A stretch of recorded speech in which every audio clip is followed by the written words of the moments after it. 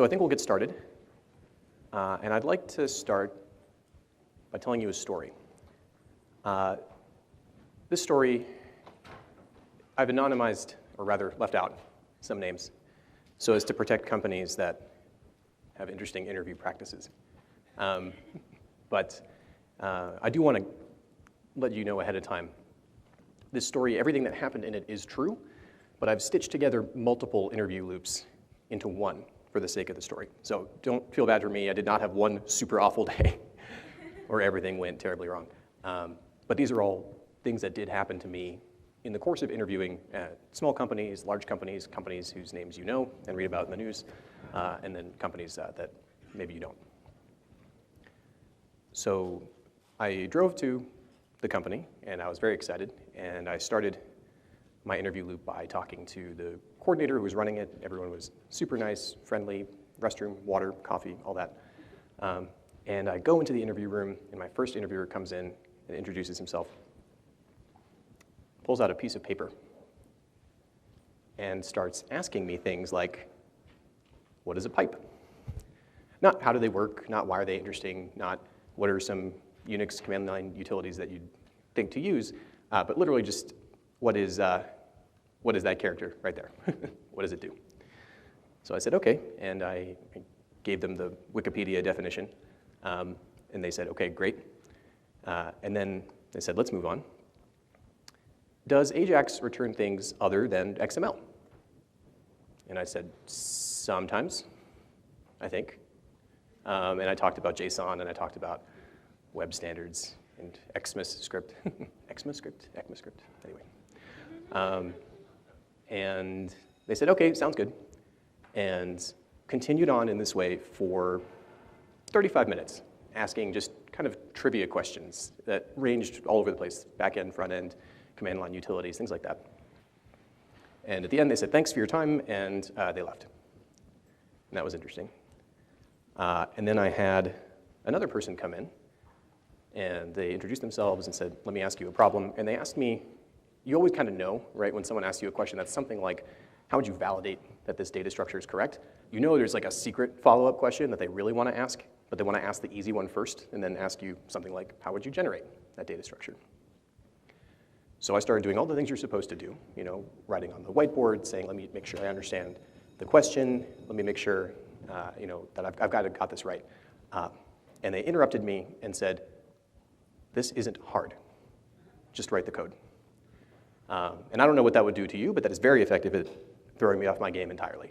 So I then spent the next 35 minutes mumbling and sweating and freaking out and producing a very poor answer to not a very hard question. Although I would ask things like, does this seem reasonable? Is this right? And they would say no. And after a lot of poking and prodding, I would find out I had missed a semicolon, or I had swapped two indices. You know, I's and J's look similar on the whiteboard. So we didn't get to their favorite part, and it became abundantly clear that they were very irritated that we didn't get to their fun question.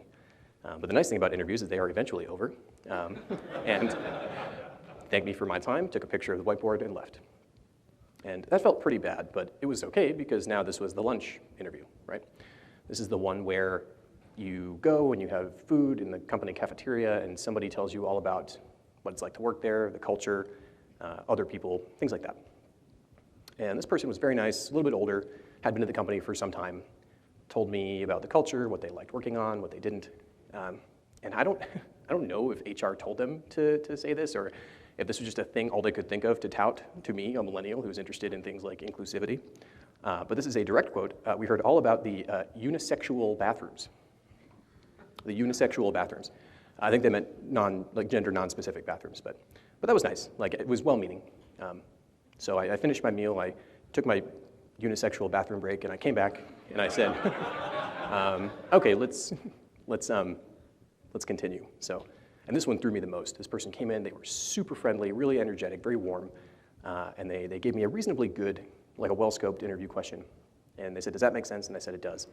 And then they sat down, and they opened their laptop, and I thought maybe they'd be taking notes, maybe there was like some interactive component. And I started writing on the whiteboard, and they proceeded to ignore me entirely, as though I were not there, for 40 minutes. And I would say things like, does this make sense? Is this reasonable? Is this the right approach? And sometimes they would look at the whiteboard and say, yeah. And sometimes they would just say, yeah, or nothing. And then they thanked me for my time and took a picture of the whiteboard and they left. This is the theme. And finally, I'm getting to the end of the day. I'm very tired, but I know there's only one interview left. And so this is okay. And the interviewer comes in, also very nice, very friendly, and asks me a question that it turns out you cannot meaningfully answer unless you know what a de Bruijn sequence is, which I did not.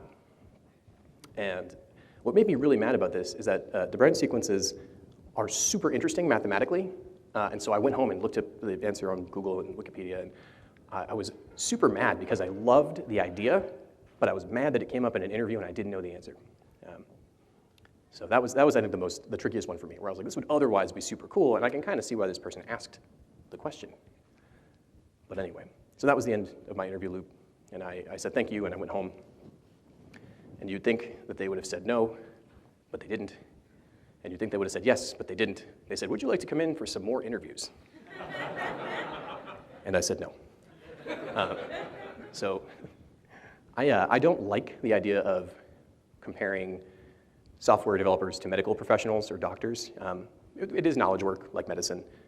We are on call sometimes. But I think that comparison is super fraught. I don't like pretending that whether or not the web page is up is equivalent to these life or death situations. But I have friends who are doctors, and this part resonates with me, where I realized, imagine if you go in and you're interviewing as a doctor, and they say your references all check out, you're a well-known professional, clearly have a track record of success. If you wouldn't mind just bearing with me for just a brief exercise, just to demonstrate that you really do know how to do surgery. This is what it makes me think of, and I don't like that. I don't like that interviewing makes me think of operation. So interviewing is broken. I don't say that lightly. I don't like to say broken unless I am willing to continue, because when someone says something is broken, that immediately invites the question, how is it broken? Right, what's wrong? So I'm going to go through that, and I'm going to talk about how we can fix it. And that's the whole point of this talk. So this talk is called Interview Them Where They Are. Hello RailsConf, hello Minneapolis. I'm delighted to be here. I've never been to Minnesota. I've never been to Minneapolis before, so this has been fantastic. My name is Eric. I am a software consultant with a company called TestDouble. If you're not familiar with TestDouble, we are a distributed remote consultancy that pairs with client teams to not only deliver great software, but ensure that the teams themselves are better as a result of having worked with us. So if you are thinking about your current projects, your current environment, and you think there's something that we could help with, please don't hesitate to reach out to me. I'm Eric Q. Weinstein on most things, Twitter, GitHub. You can reach out to me at eric@testdouble.com. If you are looking for your next adventure, we are hiring. So, and I'm happy to talk a little bit too about the interview process at TestDouble. And finally, if you do want to talk more about interviewing and diversity and inclusion, these are topics that are very important to me, and I'm always happy to chat. So please do come find me after the show. And a few years ago, I wrote a book to teach Ruby to 8, 9, 10-year-olds, published by No Starch Press. It's called Ruby Wizardry. Let me know if you're interested. If for some reason you'd like a copy and just can't afford it, let me know and we'll work something out. So the 2 points of interviewing, in my mind, are to find the people that we need to grow our teams, which I think is somewhat non-controversial. But one thing that I think is not always talked about, and one thing I think is critical, is we're optimizing for demonstrating competencies. Too often, an interviewer, intentionally or inadvertently, views the interview process as sort of a challenge, like kind of a way to find something that the candidate doesn't know, to probe for weaknesses and say this person really knows JavaScript, really knows React, doesn't understand Active Record, doesn't understand databases, et cetera, et cetera, et cetera. Without really thinking too much about, is that what you're looking for? Right? So I really like writing tests. I write tests a lot. I usually do test-driven development. And this has happened to me a lot in my career, but the first time it happened was very frustrating. I remember writing some code, and I was like, all right, I'm going to sit down, I'm going to write the test. So I wrote a test, and it was red, which is great, because that is the first step in writing your tests in red-green refactor, which nobody tells you initially is a shorthand for red, red, red, red, green, red, red, red, green refactor. So I'm writing my test, and I'm excited because it's failing. And I write the production code, and my test stays red. And so I start digging around, trying to figure it out. I'm like writing down the execution paths on paper, staring at my code, back to the paper, back to the editor. Finally, I looked back at the test after way too long, and I realized that my test was wrong. And this is a thing that I think we don't think about, often outside the context of writing code. If you're interviewing someone, and they have years of experience and all these great open source contributions, and they're very smart and very sharp and very empathetic, and they don't know the answer to some trivia question, or they don't do well on a whiteboard, and you decide, well, the test is the test, so this person is not qualified to work here. Maybe the test is wrong. One thing I think a lot about is the way that we construct interviews. And a lot of people think interviews start when you walk into the room and the candidate's there, or maybe a couple weeks before when you get that calendar invite with the attached resume. But it actually starts much, much earlier, months ahead of time. And this is a job description. I'm sure many of you have seen these. We call them JDs in the biz. Having been an engineering manager, I've written several of them and written some really bad ones. I wrote this one, but for the talk. This is not one that I wrote for work. I won't read it to you, but this all seems familiar, right? We're looking for some credential or some equivalent. We want a certain amount of experience, certain technologies, and bonus points, whatever that means for our very particular stack. And I don't think this is a very good job description. And I think we can kind of take our inclination to refactor out of the realm of writing tests and bring it to our job descriptions. So that's what we're going to do.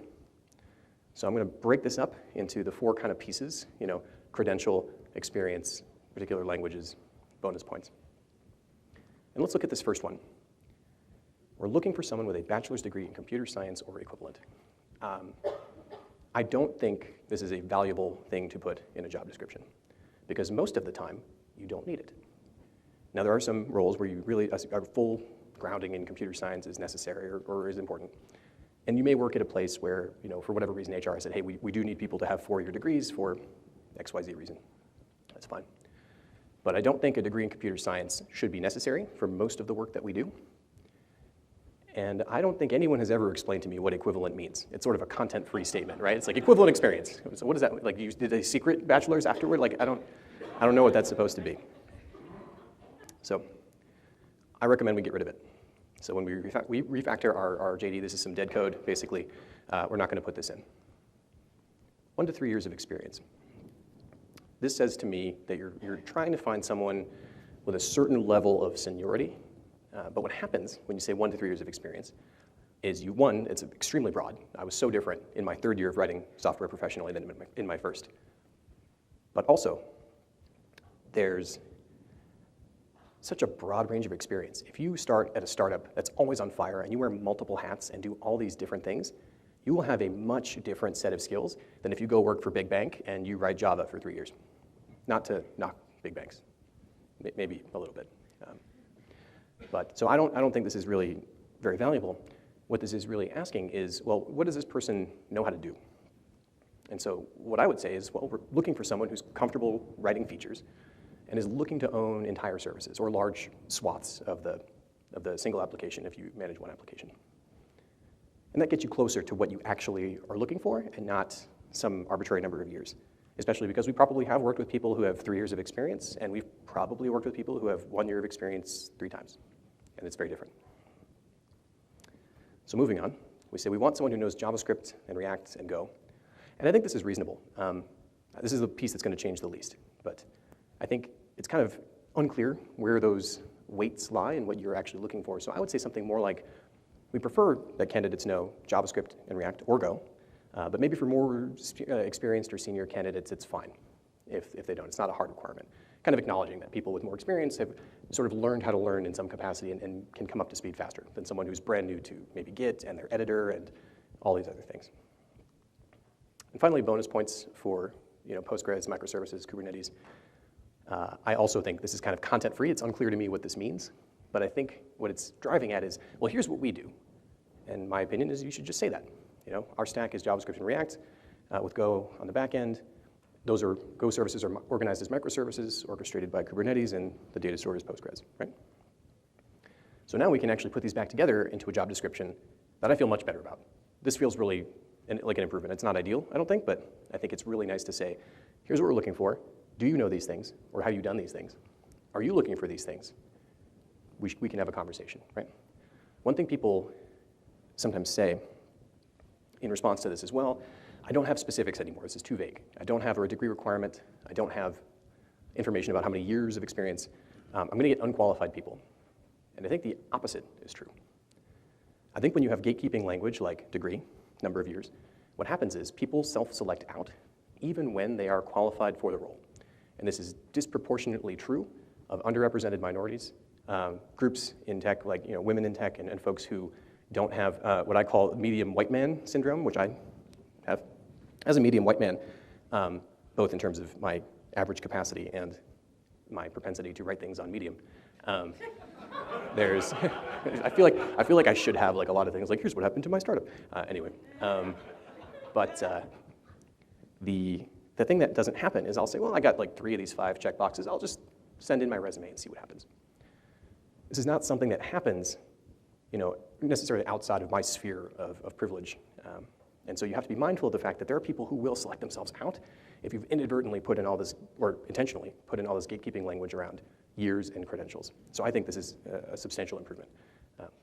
Because now, you're going to start finding who you're looking for. And there's a few key takeaways. One of the big ones from this talk is know what you're looking for before you interview. And critically, you have to know how you're going to measure success. Now, I said that job description wasn't ideal. I would love job descriptions that include how we measure success, how the company thinks about reviews and what we want to see from you as a software developer.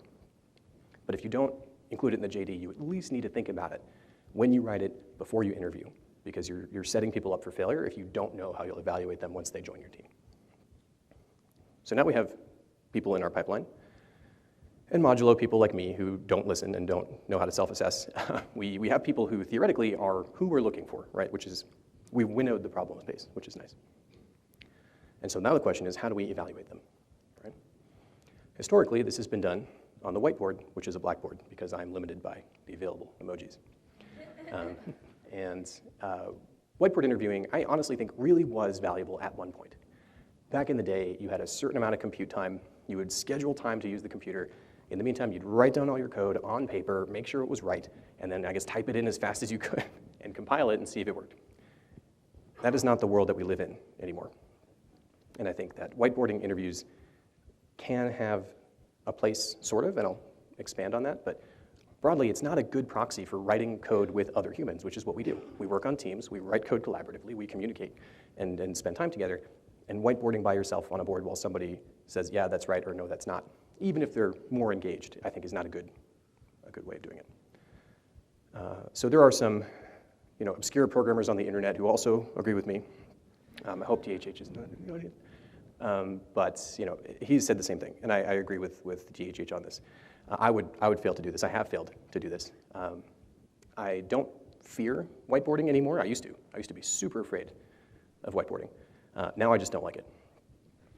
But it's because the medium doesn't really make sense. And again, the content is not correct for what we're evaluating. We're trying to figure out, how do you communicate? How do you take ambiguous requirements and turn them into increments of work? How do you write code with other people? And this has been noted in texts like Programming Interviews Exposed, where they kind of say, well, based on these constraints, you're not going to be asked any real-world problems. Unfortunately, real-world problems are all that we solve. And so we're back here. So what are some ways that we can actually get a signal and interview people in a way that's more inclusive, gets us better, like a higher fidelity signal around what they can do? So this is Ada.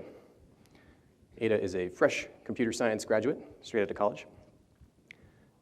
Maybe has an internship or two, but has not really written production code in a group, in a company for very long. So the first question is, well, what is Ada going to be good at? Now I would assume her strengths are algorithms, right? Sorting, searching, things like that. Things that are taught in a traditional computer science program. Data structures, and maybe also Stack Overflow, but I think everyone is well-versed in Stack Overflow. and kind of well-defined, tightly scoped problems. Things that are kind of, there's a right answer, there's an input, there's an output. And this is maybe the only time I would still be okay with whiteboarding. And this is absent, projects, a GitHub profile, internships, things that demonstrate that collaborative nature of writing code together. You also want to make sure you're asking for things that are going to be relevant to their experience. So if Ada has spent months and months preparing for whiteboard interviews and I say, hey, let's pair on something, and she has never paired before, that is kind of like me going into a room and pairing and expecting to pair and getting a whiteboard interview. So again, it's flexing the interview and sort of meeting people where they are. That's critical. I call these made-to-measure interviews. You kind of can construct modules around what you're looking to assess based on who you're looking for in the world, and you can mix and match them a little bit, or even allow interviewees to select, candidates to select what they want, and say, well, I'd really like to do a take-home and then pair on it, right? That's one of the options. It's almost like when you go and have dinner at like a wedding, it's like the fish or the chicken. No one yells at you if you pick the wrong one. It's like no one's like you didn't go to dinner if you like had a different dinner than they had. No one gives you just like a plate of garbage and says, here you go. Everyone gets the same plate of garbage, so this is fine.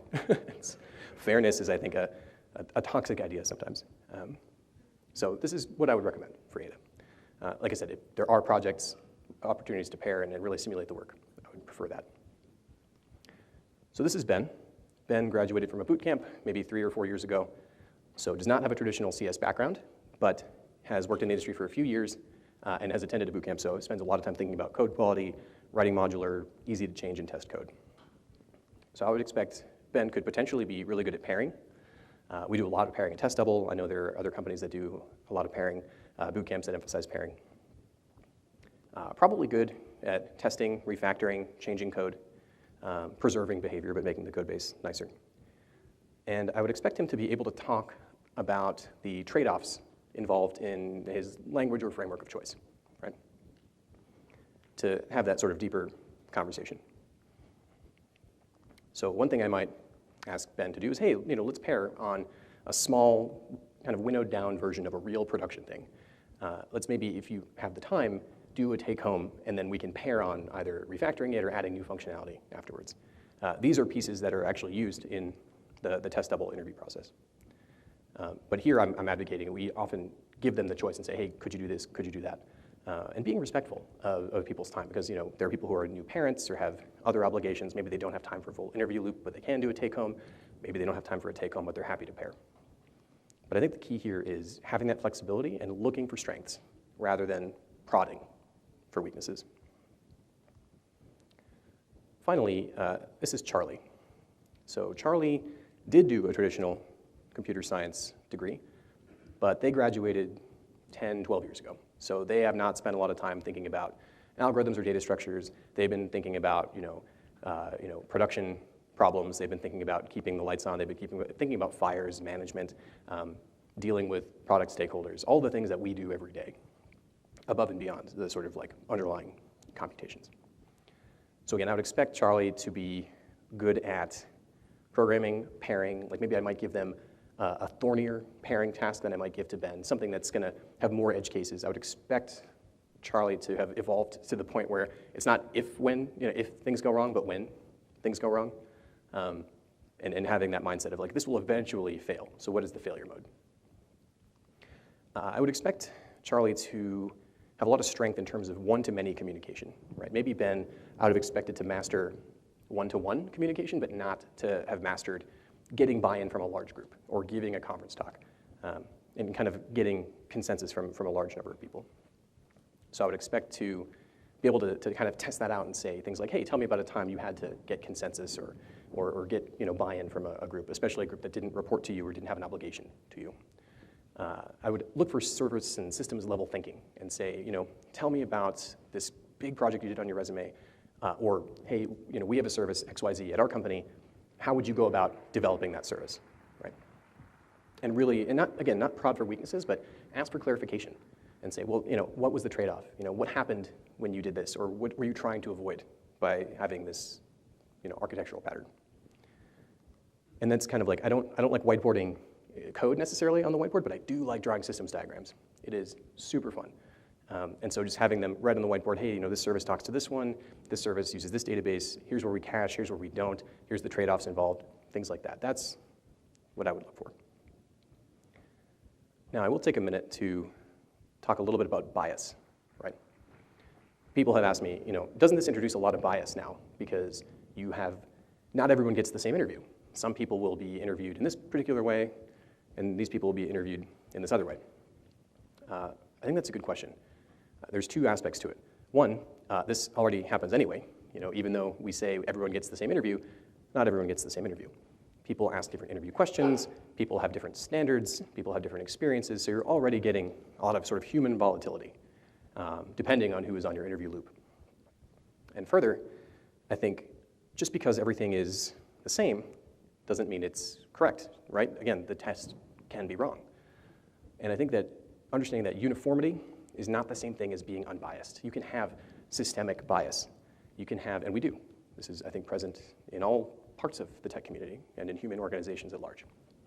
So this notion that just because you don't give everyone the same interview, you're somehow privileging some people and not others. Again, I think it's the opposite. If you don't flex to someone's interview style, if you don't help them to shine and to make clear where they're really good and where they're not, I think this is where we do disservices. This is where we exclude people, by not allowing them to demonstrate what they know. Because everyone gets the same test, and you have to pass this test. That has nothing to do with the work. It's like the SAT, right? The SAT measures absolutely nothing other than, are you good at the SAT, right? But it's a proxy for college admissions, which then, if you get your 4-year degree, and then you go, you can say, hey, I have a 4-year degree in computer science. And really all that means is you did well on a standardized test, and maybe your parents have enough money to send you somewhere nice, right? It has nothing to do with your ability. So the major takeaways, I think, are knowing who you want and what you're looking for months before you interview, when you get to that job description. Trying out what I call made-to-measure interviews. Again, it's not bespoke. Not everyone gets their own completely personalized interview, but they get to select, or you can help flex, and give them the modules that are going to be valuable to them. And again, allow them to say, hey, I'm really good at pairing, I'm really good at refactoring. These are the things I'd like to be tested on. Looking for strengths and not for weaknesses. We don't spend a lot of time with our own peers saying, hey, I think that you're super bad at XYZ, and that bothers me, right? We usually say, hey, I know that we need to do XYZ, and this person on this team has deep expertise, and I'd like to go find them. So starting from the get-go and saying, this is what we're looking for, and allowing people to demonstrate that competency is critical to having an inclusive and a positive interview pipeline. Finally, the interview fails the interviewee when that interview does not anticipate people like them. When someone has designed a loop and it's for people with a certain amount of privilege who went to a certain set of programs with a certain amount of experience, and this is just the way things are, and everyone else is kind of tough luck, you have to figure out some way to learn enough of this, and you go and you buy Cracking the Coding interview, you buy Programming Interviews Exposed, or things like that. This is truly, I think, toxic. I think it gets us to a place not only where interviews feel bad, as I mentioned in my earlier story, but you don't get a good signal, right? I've told stories where people didn't do super well in the interview loop, but I knew they were capable. I'd worked with them before, or they came back and did a second round and were asked different things and they did completely differently. I know people who have been hired in an organization who crushed the interview loop and were unsuccessful in the role. And so that tells us that, again, the test is not meaningful if the test is not testing what it's supposed to be. Anyway, I am very happy to talk for 40 minutes, forever and ever and ever. I have an unlimited amount of language, but a limited amount of wisdom. So that is all I've got. Thank you so much for coming to this talk.